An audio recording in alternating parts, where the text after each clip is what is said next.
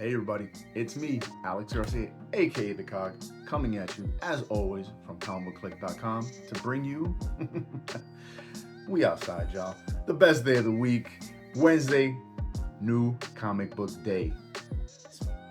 Another big week. I would say for some stuff that maybe it shouldn't be a big week for, but some stuff that deserves more attention. But that's like almost a regular week of comics. So let's get right into it. We'll start off in the Eisner nomination domination team over at DC, right? We got Absolute Wonder Woman number 20 coming from DC, right? DC is the one that's kicking everybody's butt right now. Kelly Thompson and Hayden Sherman on the art, and again, another great issue in the Absolute Universe, another great issue in Absolute Wonder Woman. You got Diana. This is the finale of the current story arc where Diana's dealing with this team and trying to figure out exactly what she needs to do in this crazy world that she's living in. Crazy world, right? So she's in her world, they're dealing with it. Hayden Sherman on the art does a stellar job. Their panel work on all these pages. That's what I constantly talk about almost with every issue with this comic. The panel designs, I don't want to give away too much. It's just crazy what happens in this story. I don't want to say too much because I feel like that's why I'm kind of slow on it. I don't want to spoil anything that happens because it's a lot that happens, and it leads directly into the next story arc with Diana, because it's like, oh yeah, you kind of won, and now here's the next issue. Okay, great work, Diana, but keep being Diana and keep maintaining that hope because that's what she does. So don't miss this issue, and I'm looking forward to the next issue because it's the next arc, and I hope she continues to fight these issues. I'm saying issue a lot. But I always look forward to when Hayden gets a break and to see what artists they bring in to do like those little 2-issue fill-ins. Because I'm hoping that's the trend that's going to happen here. But if not, if we get more Hayden, great. Wherever it goes, enjoy the ride. Enjoy the ride. Next up, we got Green Lantern number 35. Jeremy Adams on the writing task. And who is drawing this issue? This is Egwara and Montus. Yeah, because this art was kind of all over the place, this issue.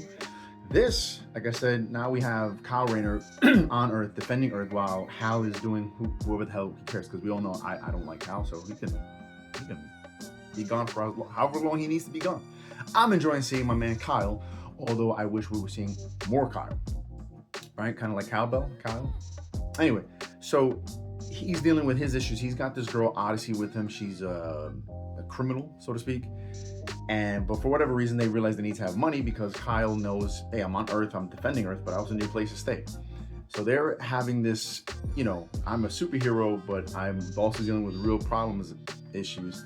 And all the while, Odyssey is also becoming a superstar, a la The Substance, if you're a fan of that movie, or the body horror aspects, because again, horror just seems to permeate every aspect of the pop culture right now, and not in a bad way, because I'm not even a fan of horror, and I even enjoyed it in the weird way it was here. The only thing I would say is I wish we were getting more Kyle, but I'm happy we're getting Kyle. So cool stuff. Can't wait to see where it goes. And Jeremy, Mr. Adams, feel free to just keep pushing that Hal guy further out of the book. Let DC make a miniseries about it. But cool stuff. Can't wait for the next one. Speaking of weird and cool and horror and just craziness in this world that just seems to produce whatever it wants, we got Swamp Thing, number 89, right? This is number 2, though, of the return of the Rick Veitch Swamp Thing from back in 1989 that he never got to officially finish, but the second issue of it is here. I love the cover. I dug the last issue, the whole challenging of Christianity and what it is, and Jesus Christ, all that good stuff. I'm Christian, but I don't get offended when people want to mess around with that playground, so to speak. So this was cool. This continues that in a different way because it was never just about Jesus. It was about the idea that Swamp Thing going through time and universes to figure out his place and what Swamp Thing's meaning is. I liked it kind of, but I also this is like old school storytelling where you get a lot, you can get a ton, but still not really go where much. So I want to see where it ends. I think there's only one more issue that'll be cool, and then also would like to go back and get the collection of this to see where it started and how we got to this point and beyond. Great stuff. And I also love the fact that like this, they printed like a facsimile almost. So I had a trip out where the back, I said, wait, what? They're bringing back Friday the 13th, Jason Takes Manhattan, they're re-releasing it or something? And like, no, this is just an old school advertisement. So thanks a lot, DC, for making me think I woke up in another world. Cool stuff. I said to Marvel, we got Ultimates number 24, the last issue of the Ultimates in this new Ultimate World by Dennis Camp and Juan Frigeri on the art. And this, while Ultimate Endgame is happening, all the Ultimate books are wrapping up with their stories. And in this, the remainder of the Ultimates team, which is like She-Hulk, the Iron Fist, the Vision, not Cap. If you're reading Ultimate Endgame, you know it's not Cap in this issue. Dealing with Hulk. This Ultimate Hulk, where the Ultimate Hulk was the first villain to really give this Ultimates a run for their money. And they deal with it in this issue, and they deal with it in grand fashion. It almost made me feel like they could lose, and they don't. But maybe they do, because it's not completely over, because the events of this lead into what's still happening in Ultimate Endgame, and I believe will lead into Ultimate Finale, which will lead into Avengers Armageddon somehow, all the boxes. I'm liking all this connection and long-term connection, and I can't wait to see where it goes. For some people I know, they're saying the payoff is not what they wanted. Hey, we don't always get what you want, but you try sometimes, you just might find you get what you need. So try it out. Doomquest, number 1. Ryan North, Francesco Mobili on the art. This series is not at all what I thought it was going to be. I thought this was going to be a time travel story, which I'm not a big fan of, that would lead to where Doom comes back from what he had to deal with in One World Under Doom. Doesn't seem like that's what it's going to be at all. This Marvel's unleashing a bunch of Doom books in preparation for that movie that's coming out the other day. I think it has something to do with Doomsday or something like that.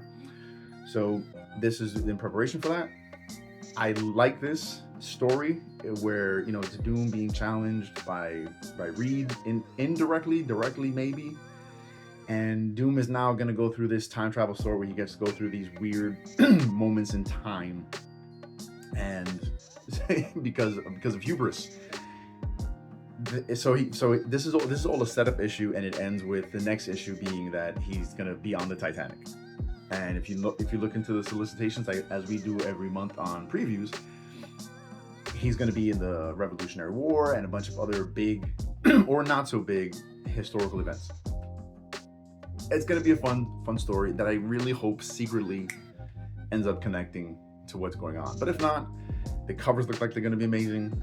The story, at least, is fun for what it is. And so, if you're a Doom person, get this. If you know you're not a Doom person or not really looking forward to everything that's going on, you don't need to get this. But these Alex Ross covers, I don't know. To me, they're always a must-get. Amazing Spider-Man, Spider-Versity, number 2 by a bunch of people. We got Jordan Morris and Joe Kelly on the writing, Perry Perez and Rafael Perez Granados on the art. I wasn't going to get into this miniseries originally, but then I heard some stuff, got the first issue, happily picked up the second issue, and I'm happy I'm checking this out, right? I'm a big Spider-Man fan. Peter's always been my dude. That's my guy. And here, you know, the Spider Universe has just blown up the last bunch of years, whether it's because of the comics Spider-Verse or the movie The Spider-Verses. So we have all these Spider characters just jam-packed into here because Norman realizes, hey, if we're going to make a Spider team, you guys need to learn how to actually work together and maximize your powers, because none of you are on par with Peter. So I want to make you a team of Peters or better. Great stuff. I'm having a lot of fun with this. All these Spider characters that I never really knew about getting their little character moments in here while also being challenged as a team. Norman exploring what it is to be good and maintaining that good. A lot happens in this miniseries, and it's only 2 issues in.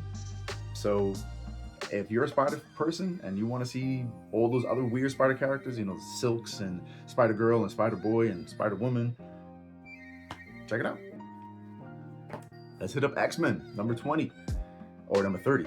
Number 30, Jed MacKay and Netho Diaz on the art. This is the conclusion of the Danger Room story where, you know, the X-Men got stuck on this helicarrier by a whole bunch of villains who just hate the X-Men for their reasons, and they figure out a way to basically take down the X-Men, or so they think.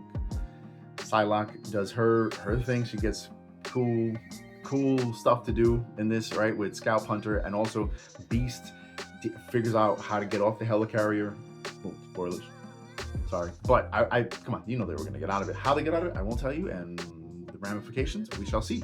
But Jed MacKay, this is X-Men. You're building up these huge X-Men stories. You and Gail, in each of your books, are, as Gail says, spinning a lot of discs. So you're spinning a lot of discs, she's spinning a lot of discs, and hopefully those discs all come together and continue to make the X-Men a must-read again. We're getting there. We're getting there. Let's check out Image, where we have Void Rivals, number 30, a lot of 30s. Rob Kirkman and Andre Bresson. This is the conclusion to the Quintesson War. But not quite the conclusion, right? Because it concludes because we get that whole enemy of my enemy thing, right? Because they've all been beating the snot out of each other. And here the fighting stops because it's just like, all right, it's either we figure something out or we're going to blow our part of the galaxy out of the water. Wow. Anyway, so it concludes, but we're going further into this story, this Energon universe. It's all slowly leading us to how it's going to connect to the Transformers and G.I. Joe. And I guess most of this is just a time to enjoy the ride, guys. Enjoy the ride, because once it gets there, you don't want to be the guy, oh man, I wish I was on the ride. Get on the ride now, because you're going to want to talk about it at the end. Don't miss it.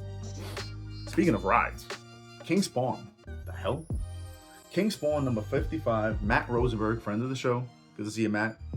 All your stuff is kicking right now. And Thomas Nachlik. Thomas Nachlik on the art. This is the jumping on issue, guys, for King Spawn, right? Even though it's number 55, letting it rock. No need for another number one. Jumping on point right here. This deals with the end of that massive war that just happened. Earth knows about spawns and devils and demons, and the cat's out of the bag. Now in this world, though, people have to just accept it. Like, all right, this is what it is. We get it from the perspective of a human. He's running around the streets, just kind of like trying to get his mind around it. And even while he's trying to get his mind around it, a spawn shows up. Can't wait for issue 56. I really can't, because it's like, all right, I want to know. So, nice job, Matt. This is exactly what Todd challenged you to do, and you're doing it. Good stuff. And last, and actually it's not last. It's kind of last, but it's not last. We got Thundercats, Thunderhawks number 2. Check out the cool logo in the corner to let everybody know that it is part 8, right? Or 6? Yeah, part 6 of this whole massive Thundercats Silverhawks crossover. Really digging it. I know I've been saying it from the beginning, I'm not a fan of these big epic parts where it's 15, 19, 27 parts, but with something like this, for finally getting these properties to be mashed together, I think they're doing it like this to make us appreciate this massive universe that they're building. In Thunderhawks, they're in the future. In one of the other books, they're kind of in the past, and in Mumra, they're in somewhere completely else, and it's all going to come together by the end and beyond. Great stuff if you're a fan of the Silverhawks and always wondered what would happen if the Silverhawks and the Thundercats played for way too long into the future, to the point where they're kind of the bad guys. Then this is what you want to check out. Monstar is revealed from the last issue to be in charge of this future. He has some great villainous moments, and we get some great villainy at the end. See where it goes. Jump on this now. Again, this is another one of those enjoy the ride, because when the ride is over, you don't want to be the person that has to go back and figure out where the loops were, or you missed the fast pass lane. Don't be that. Don't be that. Check this stuff out. Speaking of stuff that if you're just not on the ride, then you missed out, and hopefully you can go back. This is a whole bunch of that stuff, right? If you never got to read JLA Avengers back in the day, Marvel and DC got their stuff together, and they're reprinting them in these beautiful facsimiles. Since I still own those original issues, I went with the variant of right craziness, the variant of it. So great time to try to pick this up. If you never got to read JLA Avengers, here's your chance. pick up the regular cover if you never did, or foil cover. There's a bunch of different options. Great classic crossover, right? George Perez and Kurt Busiek. That's why I ordered. Great stuff.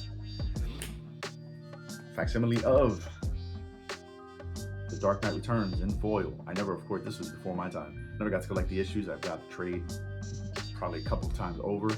This is the conclusion of it in foil. Check out that beautiful cover. Check that out. And I missed the Gabriel Delto variant the first time around for Superman Spider-Man, but now they re-released it in the second print with a foil cover. So I'll take it anywhere I can at an affordable price, because I'm not paying the 20, 30, 40, 50 bucks that this regular cover is going for now. So check that out. That's what I got. Oh, one more thing. I even picked up this trade. Spider-Man Wolverine, or is it Wolverine Spider-Man? Spider-Man, Mark Guggenheim and Kara Andrews on the art. Haven't got a chance to read it, but I do know the art is just beautiful. Kara Andrews is dynamic. Mark Guggenheim, I trust with stuff like this. He's a great action storyteller. So if you take Spider-Man, Wolverine, get them together. Great book. That's why it's right here. I'll get to it. I will get to it. And that is everything we were able to pick up this week for the major haul. Check us out as always at our X, on our YouTube, on our Facebook, on our Instagram. We are all over the place because we want to bring it to you every which way that we can. We're having a good time over here. We know you guys are having a good time. Let's keep the comments coming. Let's have these conversations. Check out our Discord. The CBC Clubhouse Discord is kicking off right now, so to keep these conversations going everywhere. Thank you guys as always. We know it's a lot, so let's slow it down now. Let's have these conversations. Let's have fun. And as always, guys, don't forget,